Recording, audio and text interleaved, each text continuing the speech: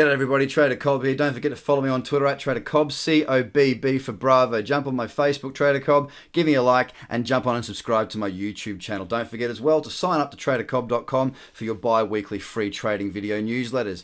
Guys, I'm going to teach you a bit more about mastering price action using moving averages. As you'll know, I put everything into price action. As a matter of fact, to the point of which if somebody said to me, Craig, you can have any indicators or all indicators that you like on a chart, but not price.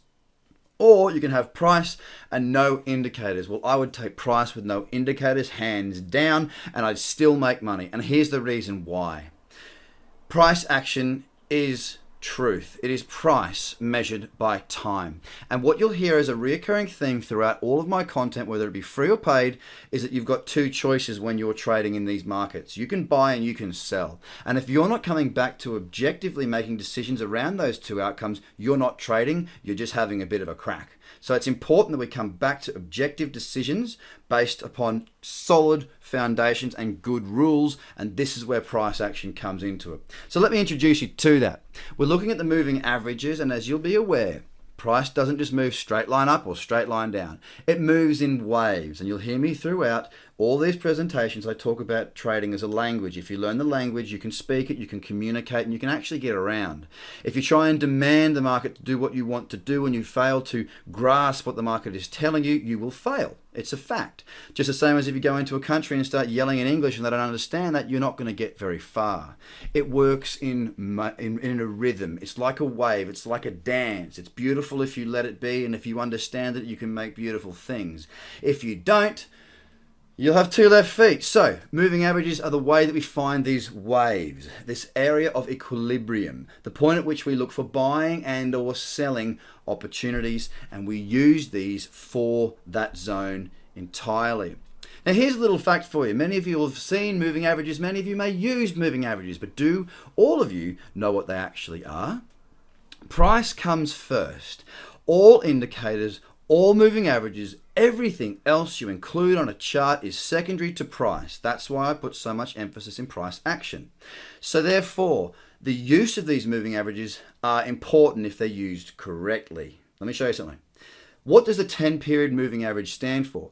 It stands for the last 10 candles plotted on that chart, smoothed out into that white line. The 20-period moving average is the purple line, and it is the last 20 candles smoothed out on that white line.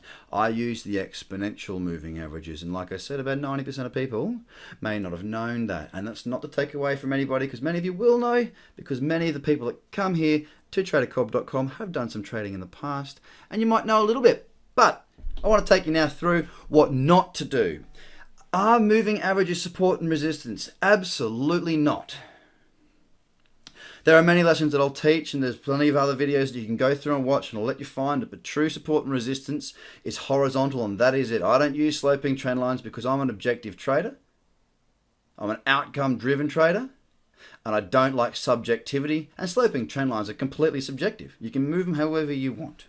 What about this one? Oh, but the moving average is crossed, Trader Cobb. The 50 went up through the 200. It's a, what do they call it? A golden cross. Do you know what? What you're looking at with that is the price has already moved. That's why, remember, the moving averages move based on price, hence the name. A moving average. A moving average of what? A moving average of the price. So for the 50-period moving average to come up and cross through the 200-period moving average, that means price has already moved. It does not mean that it will continue to move. It is not a bullish signal. Okay, if you understand where this comes from, you'll understand why it's absolute rubbish, and it will not serve you at all.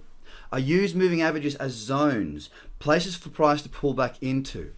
The buy zone is the area in and around the rising 10 and 20 period moving average, and the sell zone is the area in and around the declining 10 and 20 period moving average. Now let me take you through to the live market right now and show you, because I don't need you to just believe me. I challenge you, go and check it, do your own research for sure. But you'll find out that I'm on the money here, and this is a fact of nature. Now, this is not the entire strategy, because I do have a strategy that I teach in my courses called the Crypto Cradle. This is not the entire strategy. This is one tick And amongst 17 ticks that you must have, or that you can have, for this trading strategy in my systematic checklist approach, one step is the moving averages. Let me show this to you on NEO on the daily. Look at this, pulls back into the averages, moves away, pulls back in, moves away, pulls back in again recently, moves away. That's the daily time frame. Does it work on the lower time frames? Absolutely. Pulls back in, moves away, pulls back in, moves away, pulls back in, moves away, pulls back in, moves away again and again and again, and here we are once more. You can go across onto any platform or any product, whether it be, you can even look at it in traditional markets on stocks and shares. It doesn't matter.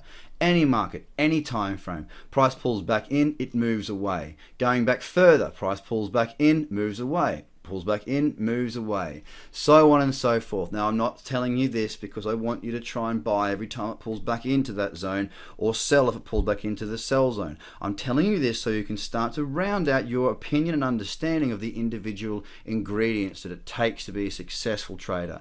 Guys, there's plenty more free content. Go through my archives, check it all out, guys, and please do me one favor, share this across your socials if you like it. I'll continue to make free content as long as I possibly can.